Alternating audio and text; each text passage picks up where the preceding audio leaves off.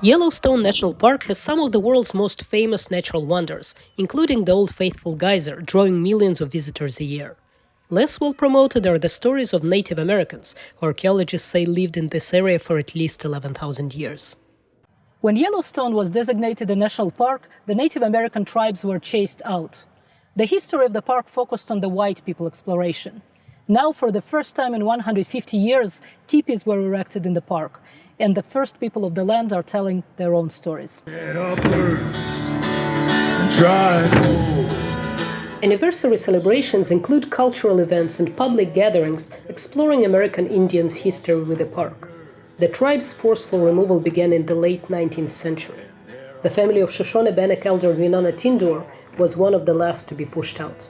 My grandma told me not to come here. She told me not to be speaking about these things because it's a bad memory for her when she got herded from her homeland that way. And it's very emotional, because this was her homeland. She was told to leave and never come back. And she never did come back. Blackfeet attorney and artist Evan Thompson shows tribes using courts to reassert their traditional hunting rights in an art form developed by native artists reusing discarded paper. So ledger art is what I would call a semi-traditional form of Plains Indian art. Historically, men would leave a war record by painting it on hide, often on teepees or on war shirts.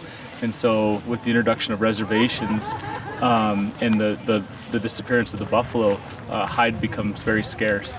And so people would go to the forts and other places to get paper to leave this record, their personal historical record for their families on. At the celebration, Muskogee soprano Kirsten Kunkel debuted her composition Reclaim the Land.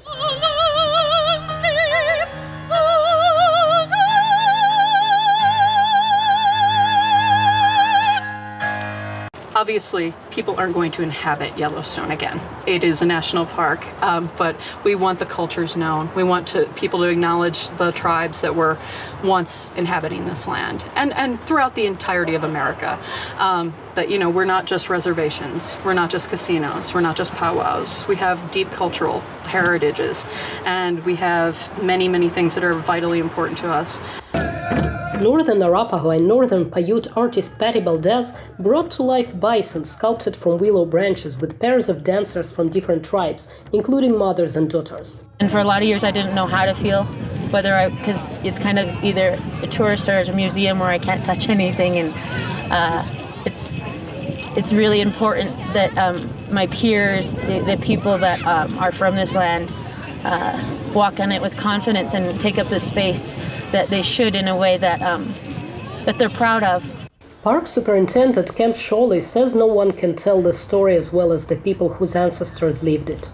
They were on this landscape long before Yellowstone was a national park, and we've done a significant amount of engagement, especially in the year leading into the 150th, with all of our affiliated tribes to have them help us do a better job.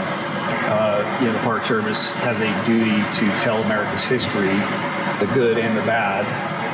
Shawley says it's important that this engagement on the park's anniversary is not a one-time thing, but a reset point to do more and more with tribal nations in the future.